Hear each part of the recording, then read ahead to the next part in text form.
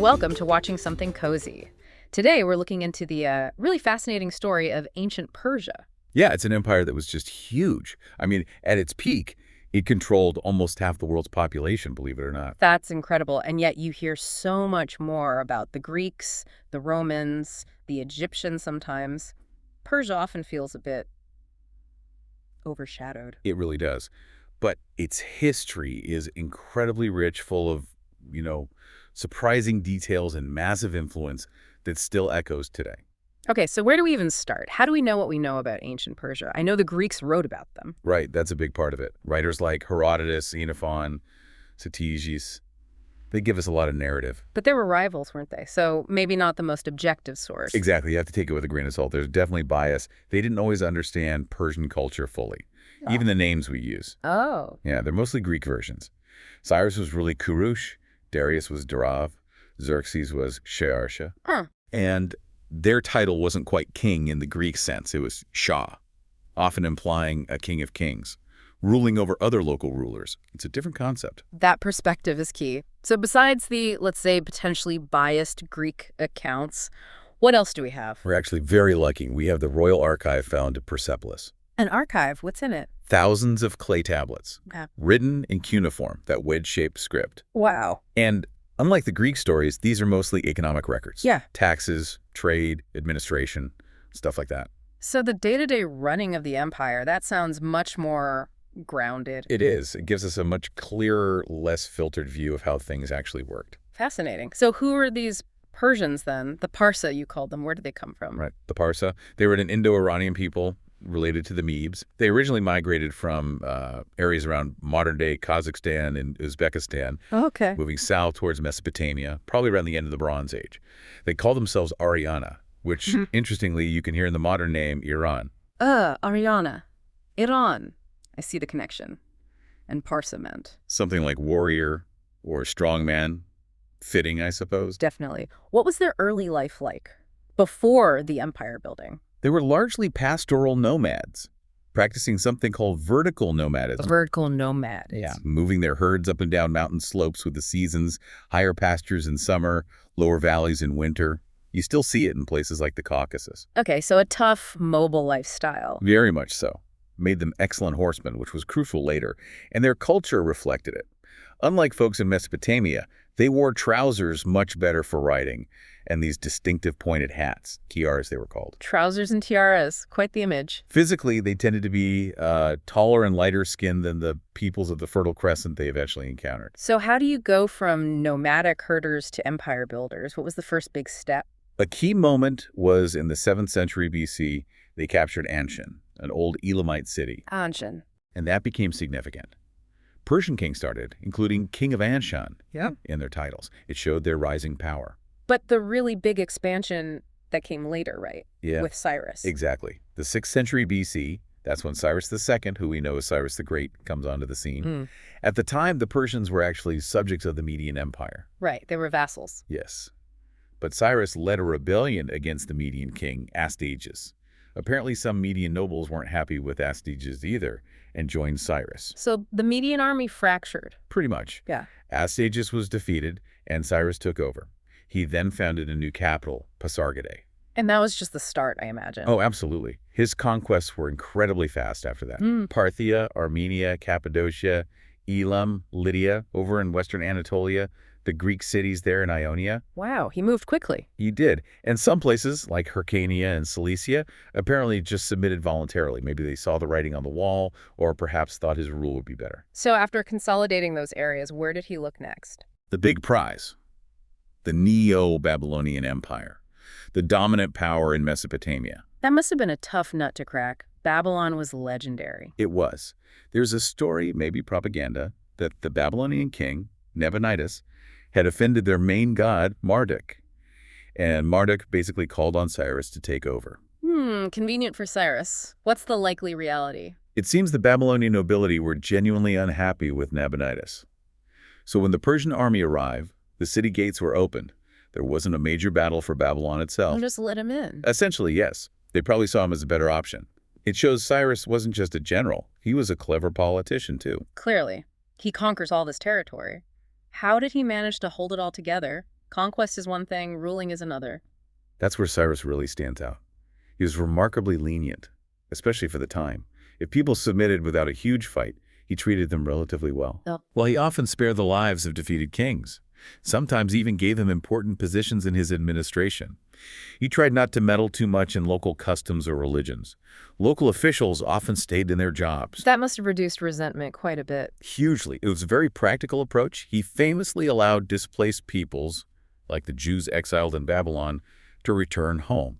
Right, he funded the rebuilding of the temple in Jerusalem, didn't he? He gets a very positive mention in the Bible. He does, very much so. You have to remember, the Persians themselves were a small minority in this vast empire. Maybe only like 1 person in 20 was Persian. Wow, that's small. Yeah, so ruling through force alone would have been incredibly difficult and costly. Tolerance, cooperation, letting local structures remain, it was a smart way to maintain control. A very pragmatic approach to empire building. So, what happened to Cyrus? How did his reign end? He actually died in battle. He was campaigning up north, trying to secure the borders against nomadic groups, specifically the Masache. Nomads again. Yes, led by a queen named Tomyris. Apparently, it was a fierce battle, the Persians were defeated, and Cyrus was killed. A warrior's end, then. Who followed him? His son? Yes, his son Cambyses II. But his succession wasn't smooth. As soon as Cyrus died, rebellions flared up across the empire. Ah, the classic succession problem. Exactly. Cambyses spent his early years putting down these revolts. Once he'd sort of stabilized things, he launched a major campaign against Egypt. Taking on another ancient power. How did that go? Pretty successfully, actually. He captured Memphis, the capital, took the pharaoh prisoner. Egypt and Libya came under Persian control. So he expanded the empire further. He did. But then his other plans hit roadblocks. Right. He wanted to push further into Africa, towards Kush, but supply lines through the desert proved too difficult. Right. And he planned to attack Carthage, but his fleet was largely Phoenician. And the Phoenicians refused to sail against their kinsmen in Carthage, their colony. Yeah. Then, while dealing with all this, another revolt broke out back in Babylon. Cambyses started heading back to deal with it, but he died on the way. Maybe illness, maybe an accident. Accounts vary. More instability. This seems like a pattern after a strong founder. Who took over then? It gets complicated here, doesn't it? It does. So Cambyses had a brother, Smerdis, who was supposedly next in line. But then a nobleman named Darius comes along. Darius, okay. Darius claimed the guy ruling as Smerdis was actually an impostor, a priest, a magus named Gomata. He alleged the real Smerdis had been secretly murdered by Cambyses earlier. A conspiracy theory, basically? Or was it true? It's hard to say for sure from this distance, but it was certainly convenient for Darius. He used this claim to gather support, overthrow the supposed impostor, and seize the throne himself. And Darius wasn't directly related to Cyrus, was he? Not directly. He was from a different branch of the royal family. To boost his legitimacy, he claimed descent from an earlier ancestor, Achaemenid, who was also Cyrus's ancestor, kind of retroactively founding the Achaemenid Dynasty. Smart move. So, how did Darius rule? Did he face the same problems as Cambyses? Oh, yes. His early reign was also dominated by putting down revolts across the empire. Yeah. The chaos of the succession really shook things up. Right. He also campaigned against the Scythians, north of the Black Sea. Didn't go brilliantly, but he did add Thrace, modern Bulgaria area, to the empire and made an alliance with Macedon. And of course, he clashed with the Greeks. But the main Greco-Persian wars are a whole other story. So more military campaigns, but wasn't he known for something else? Administration? Absolutely. That's Darius's main legacy. He wasn't just a warrior king, he was a brilliant organizer. He's the one who really structured the empire for the long haul. How did he do that? It's such a vast area. He divided the whole thing into provinces. Satrapies. Satrapies, right. Each run by a governor, a satrap. The satrap handled civilian stuff. Yeah. Collecting taxes, justice, building roads, irrigation. Okay. Did they control the army in their province too? Initially, yes. But Darius realized that gave them too much power. After some satraps rebelled, he separated the powers. Satraps handled civil affairs, but the army commanders reported directly back to the central government. Ah, checks and balances. Clever. Very. He also introduced a standard currency across the empire, the gold daric and the silver siglos. Money. That must have helped trade enormously. Hugely.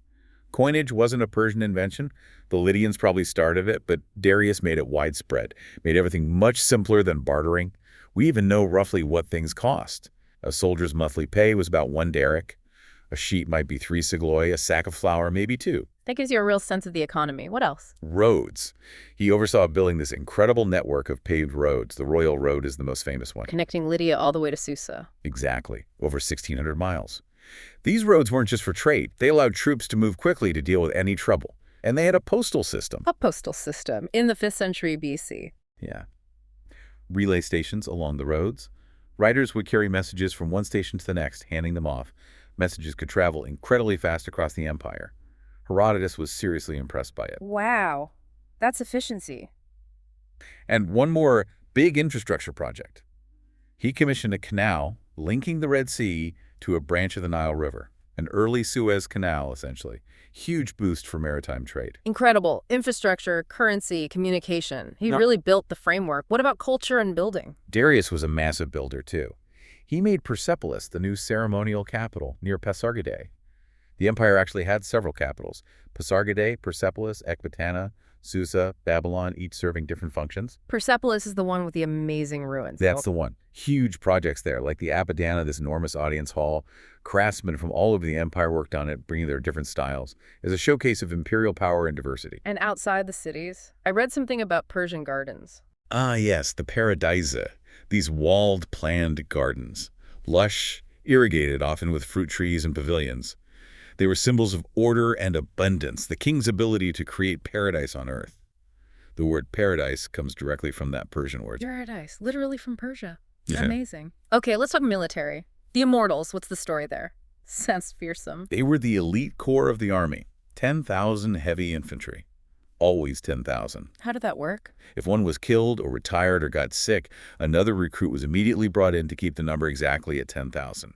Hence the name Immortals, though that might be a Greek misunderstanding of a Persian word meaning companions or something similar. Ah, okay. Still a very effective unit, I imagine. Definitely. Well-equipped. Spear, sword, bow, scale, armor. But the army wasn't just them. They had lots of archers, slingers, cavalry, both heavy lancers and light skirmishers with javelins. And troops from all over the empire. Yes. Auxiliary units from Egypt, Babylonia, Ionia, India, bringing their own skills and weapons. Plus, they often hired mercenaries, especially Greeks and Scythians. A very diverse force. Makes sense for such a diverse empire. What about religion? I've heard they were fire worshippers. Is that right? It's a bit of a simplification. They didn't worship fire itself, but fire was sacred in their religion, which was an early form of Zoroastrianism. We sometimes call it Mazdaism. Mazdaism. Okay, so what did they believe? They believed in a supreme god, Ahura Mazda, the creator, source of all good and light. But it wasn't strictly monotheistic, especially not early on. They also recognized other divine beings. Like who? Figures like Mithra, associated with covenants and light, Anahita, a goddess of water and fertility, and crucially, Ahriman, the embodiment of darkness and evil, or Hormazda's opponent. It's more like henotheism, one supreme god.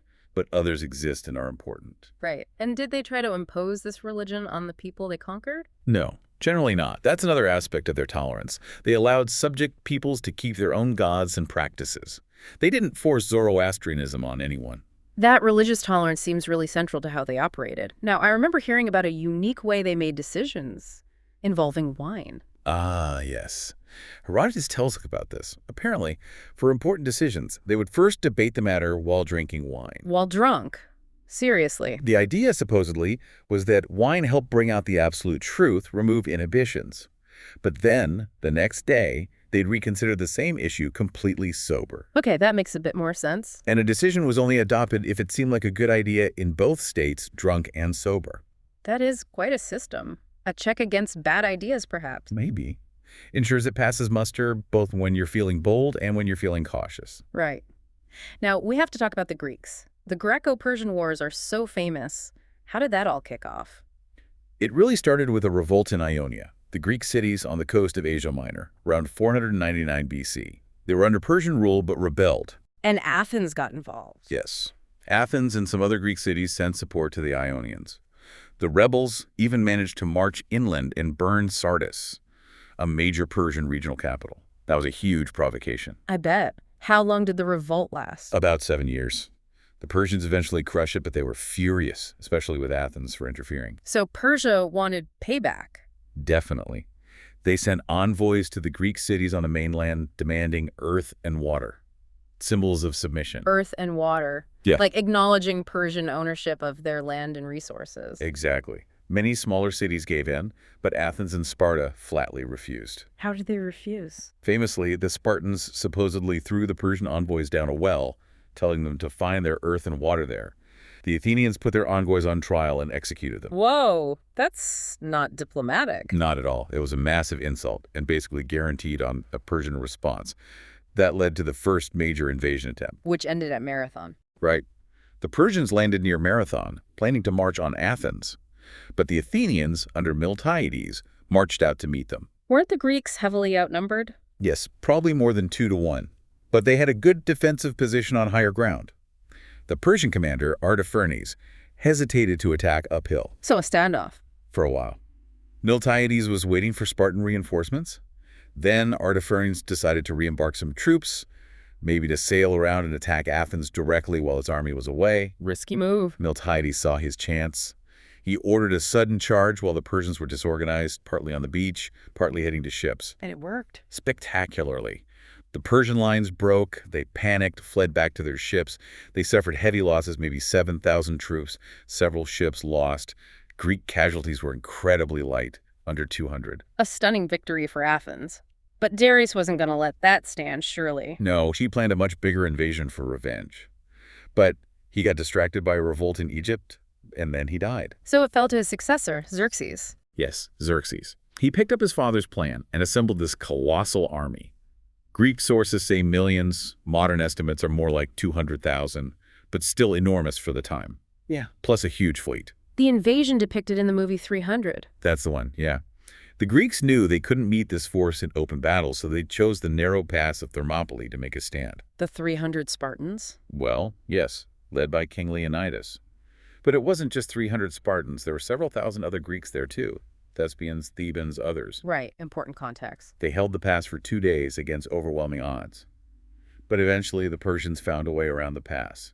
Most of the Greeks retreated, but the Spartans, Thespians, and some Thebans stayed to fight to the death, buying time for the others. A heroic sacrifice. What happened next? Did the Persians march on Athens? They did. They marched into Attica, reached Athens, but found it empty. Empty? The Athenians, advised by their leader Themistocles, had evacuated the women and children.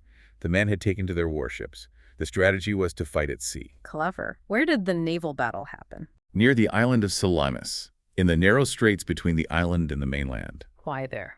Themistocles knew the Persian fleet was bigger, but their ships might have been less maneuverable, maybe lighter. The narrow straits canceled out the Persian numbers advantage and favored the heavier Greek triremes, which could ram effectively. And? It was a decisive Greek victory. They lured the Persians into the trap, and the heavier Greek ships smashed the Persian fleet. Huge losses for the Persians. The fleet retreated in chaos. That must have been a disaster for the Persian army on land. Absolutely critical. The fleet was their main supply line. Without it, supporting that huge army in Greece became almost impossible. Xerxes went back to Persia, leaving part of the army behind, but their position was untenable. So the invasion fizzled out. Pretty much. The remaining Persian army was defeated the following year at the Battle of Plataea. There were other Greek victories at sea, too. Eventually, the Persians had to agree to a peace treaty. They gave up control of the Aegean Islands and the Ionian coast. Their ambition to conquer mainland Greece was over. So Greece won the war, but Persia was still a massive empire, right? They didn't just disappear. Not at all. They were still the dominant power in the East for another century and a half. Yeah. They just shifted tactics towards Greece. Less military invasion, more diplomacy, funding rival city-states, bribery, trying to influence things indirectly. You're playing the long game. Exactly. But the final blow didn't come from Athens or Sparta. It came from the north, from Macedon. Alexander the Great. The very same. In the 4th century BC, King Philip II of Macedon united Greece and was actually planning his own invasion of Persia. But then he was assassinated. Right, under mysterious circumstances. Still debated today. Yeah. But his son, Alexander, only about 18 or 20, inherited the throne and the invasion plan and the army. And he just went for it. He did. Over the next, 13 years, he led his Macedonian and Greek army across the Achaemenid Empire, won every single major battle against them. How? The Persian army was still huge. Alexander was a military genius, no doubt about it. And the Macedonian army, especially the phalanx with its super long sarissa spears, combined with elite cavalry. It was just a superior military machine at that point. The Persians couldn't counter it effectively. So Alexander conquered the entire empire? Pretty much all of it. By around 329 BC, the Achaemenid Empire, after more than 2 centuries, was gone, ushering in the Hellenistic Age. An incredible story. But even though Alexander conquered it, did Persia's influence just vanish? Not entirely. Persian culture, administration, ideas, they continued under Alexander's successors, the Seleucid Empire, which ruled much of the old territory. Okay. And later, native Iranian dynasties rose again, the Parthians, and especially the Sasanians, who explicitly saw themselves as restoring the glory of ancient Persia. They consciously revived Achaemenid traditions. So the legacy lived on. Absolutely. And even today, the Persian language is spoken by millions. Zoroastrian communities still exist in Iran and elsewhere, preserving that ancient faith. Despite centuries of change, the influence runs deep. It really does. So, as you settle back, maybe think about this. Here's this colossal empire, incredibly influential, shaping history in a profound ways, yet sometimes it feels like a footnote compared to Greece or Rome. It makes you wonder, doesn't it? What other major stories, what other crucial pieces of our shared past might be hiding just beneath the surface, waiting for us to look a little closer?